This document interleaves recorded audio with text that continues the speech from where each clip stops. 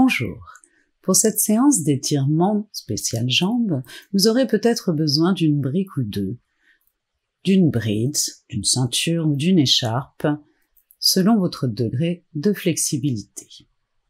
Si vous êtes peu à l'aise dans cette posture de Vajrasana, n'hésitez pas à vous asseoir sur le nombre de briques, de coussins ou de bolsters qu'il faudra pour être à l'aise et non dans la douleur. Cette posture est très efficace pour étirer les genoux et commencer l'étirement de vos jambes. Vous allez poser votre attention sur votre souffle, sur le son de votre respiration. Conscience des sensations, conscience de la qualité de ce souffle.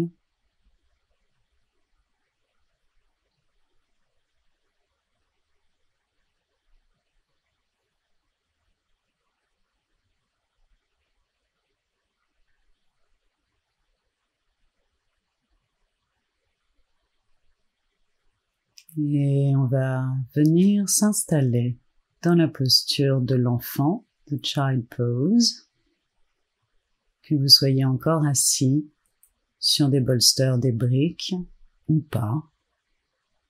Libre à vous de poser une brique sous votre tête.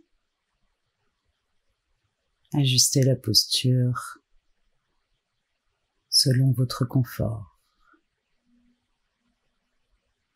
La posture de l'enfant étire les fessiers, les muscles lombaires. Respirez.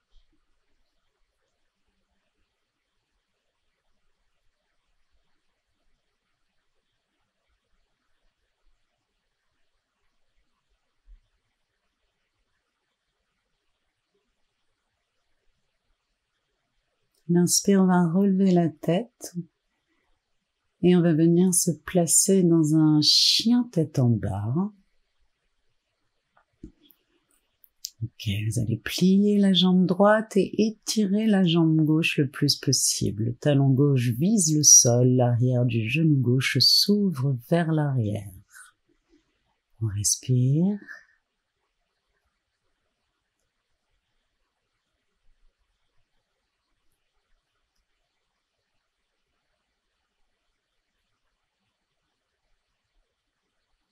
On va plier la jambe gauche et c'est la jambe droite qu'on étire. Talon droit dirigé vers le sol. Arrière du genou droit qui s'étire. On repousse le sol de ses mains. On va ventre quelque peu absorbé. Le regard est doux.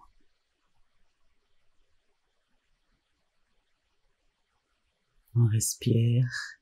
Et on va plier les deux jambes pour venir placer le pied gauche à l'avant et le genou droit au sol. Placez les mains entremêlées sur ce genou gauche et on va étirer l'aine droit, les psoas,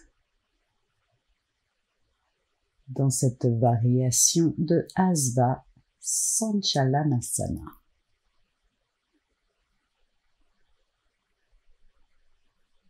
Respirez consciemment.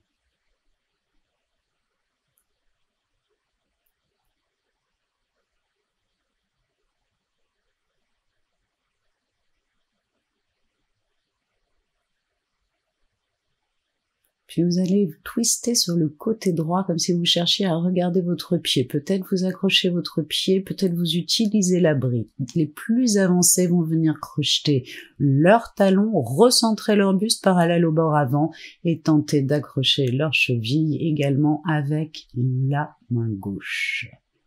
On respire, où qu'on soit, on cherche l'immobilité. Une fois la posture adaptée à nous,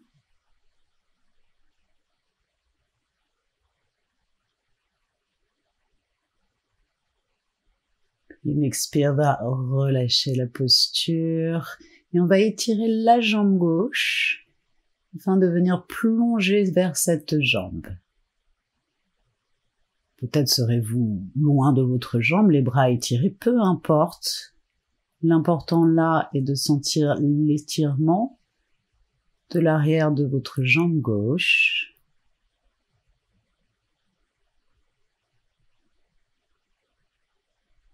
Talon gauche pousse dans le sol. L'inspire, replie cette jambe gauche, réétire la jambe arrière et on va placer les mains au sol de manière à pousser dans le sol le plus possible. Peut-être certains d'entre vous auront besoin de placer leurs mains sous 2 briques pour ce faire. Peu importe encore une fois si vous êtes très proche de votre jambe ou pas. On étire consciemment.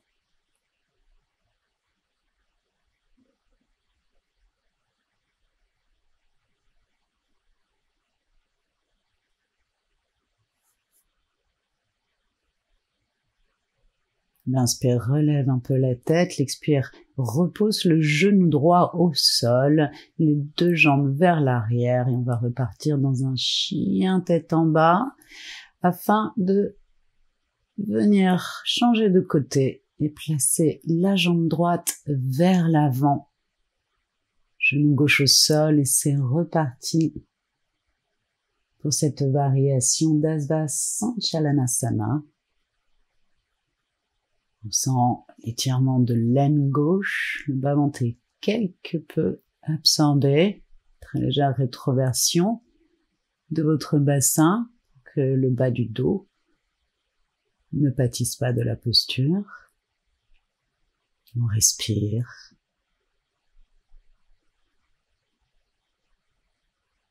Puis on va twister sur le côté gauche comme si on voulait regarder son pied, à chacun sa variation, avec la bride pour accrocher la cheville directement avec les mains.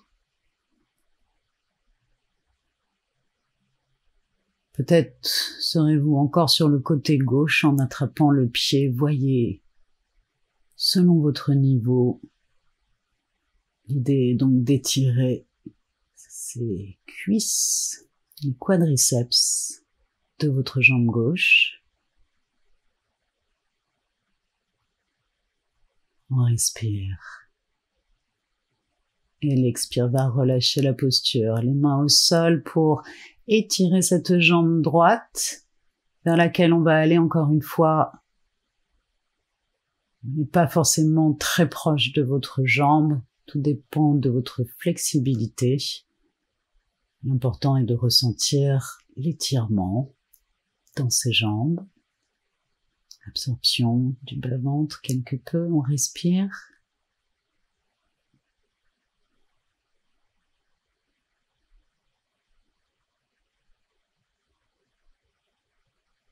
Ok, là, inspire, relève la tête et plie un peu cette jambe droite afin d'étirer les 2 jambes cette fois. Vérifiez la bonne distance entre vos 2 pieds. Peut-être les bras sont-ils étirés.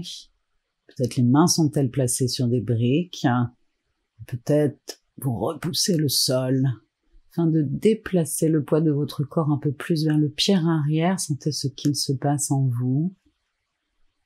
Étirement des 2 jambes. On respire.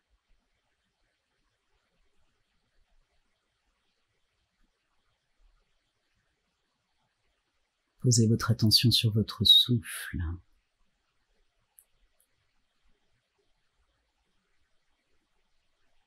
L'inspire, replie un peu cette jambe, on fait repartir le pied droit vers l'arrière et de ce chien tête en bas, on va venir placer la jambe droite pliée devant soi, reculer le genou gauche le plus possible vers l'arrière pour venir vous installer.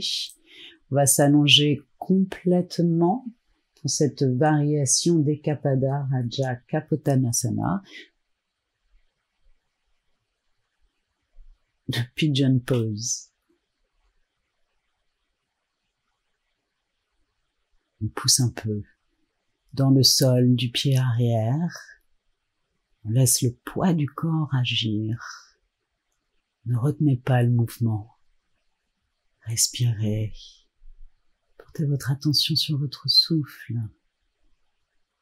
On relève un peu la tête dans l'inspire. On va étirer les bras peut-être et pousser les bras dans le sol pour accentuer la posture. Peut-être était-ce assez avec celle juste avant. Respirez. Votre respiration est votre meilleur ami dans l'inconfort. On étire fessiers, cuisses.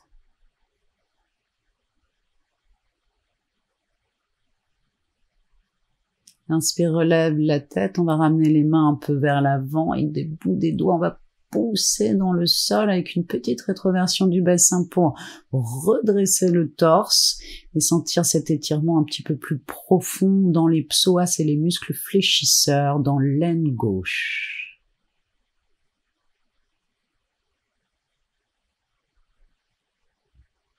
Et dans l'expire, on relâche la posture, on ramène le genou gauche vers l'avant afin de se replacer dans son chien tête en bas. Et c'est la jambe gauche qu'on va venir plier, placer devant, reculer le genou droit le plus possible pour être à l'aise dans cette posture. Et à nouveau, on va se coucher. Si vraiment cette posture est trop désagréable pour vous, n'hésitez pas à placer votre brique là sous la fesse gauche. On laisse le poids du corps agir. Le dessus du pied arrière pousse un peu dans le sol.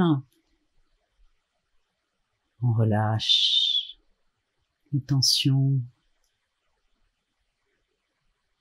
L'inspire relèvera peut-être la tête afin d'étirer les mains devant vous, les bras, et on pousse les mains dans le sol comme si on cherchait à déplacer le poids du corps un peu plus vers l'arrière pour intensifier la posture. À vous d'intensifier si vous le désirez, de juger selon votre niveau et d'adapter la posture. L'inspire relève la tête, on ramène les mains un peu vers l'avant, rétroversion du bassin et du bout des doigts, je pousse dans le sol pour redresser un peu ce torse, accentuer l'étirement des muscles fléchisseurs. On le ressent dans l'aine droite. On respire.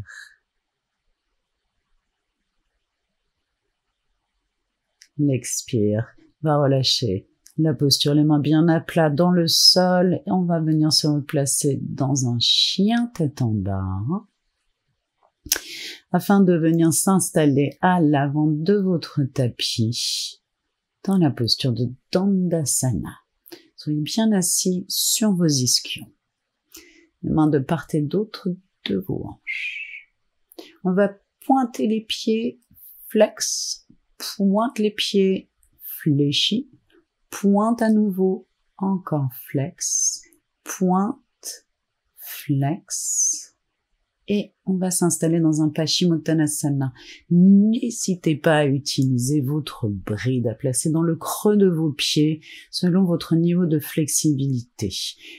Vous cherchez dans cette posture à étirer l'arrière de vos jambes, vos ischio-jambiers. Vous voulez donc des jambes étirées et non pas pliées. Donc vraiment, peu importe si vous êtes proche de vos jambes ou pas, le principal est d'avoir les jambes étirées, un dos bien droit, de respirer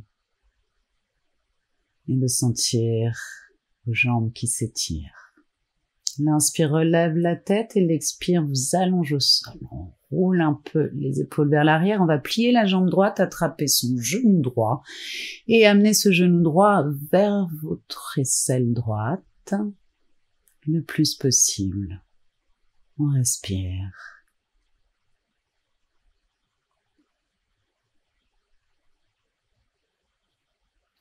L'expire lâche, on plie la jambe gauche, on attrape le genou, amène le genou vers sa poitrine, son aisselle.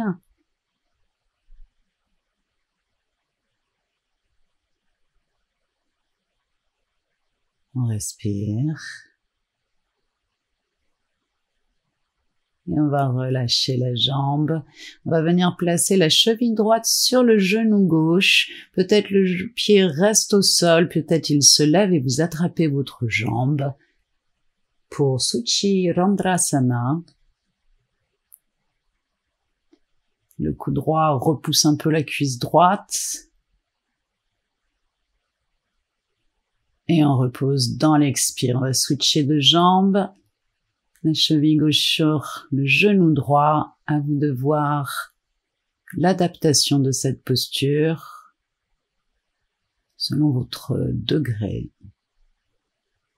de flexibilité. On respire. On va ventre quelque peu absorbé. Et l'expire va défaire la posture. Vous pouvez vous saisir de votre bride pour la prochaine posture. Levez la jambe droite, placez votre bride dans le creux de votre jambe et ramenez cette jambe vers votre buste le plus possible.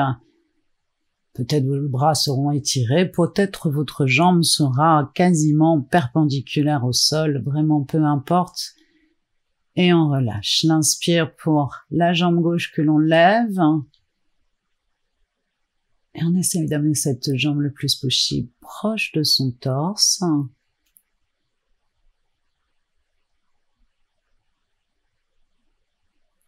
On respire. L'inspire dégage et l'expire repose. On va venir rouler à l'avant de son tapis pour venir s'asseoir. Cette fois-ci dans une variation un peu plus intense que Vajrasana. Supta Virasana. Non, d'abord Virasana. Donc, vous êtes assis au sol, les pieds ont été écartés. Peut-être aurez-vous besoin de vous asseoir sur des briques pour être à l'aise, ce qui ressemblera beaucoup à la première posture. Pour les plus avancés, cherchez à aller un peu plus loin avec la posture de Virasana. On respire, conscience du souffle.